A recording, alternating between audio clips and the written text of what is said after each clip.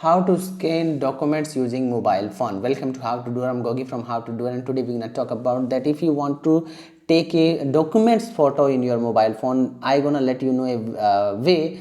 Using that way, you will learn that how you should scan a document, because many times we just take a photo and after that we when we print out of that, that shows a black tint over there. So we don't need that. We need a crisp document. So how we can scan first of all in your mobile phone so that we don't get that type of blackness over there.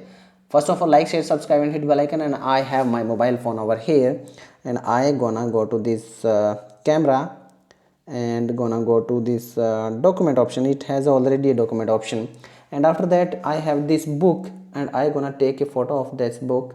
When the yellow line is aligned, I have to take image.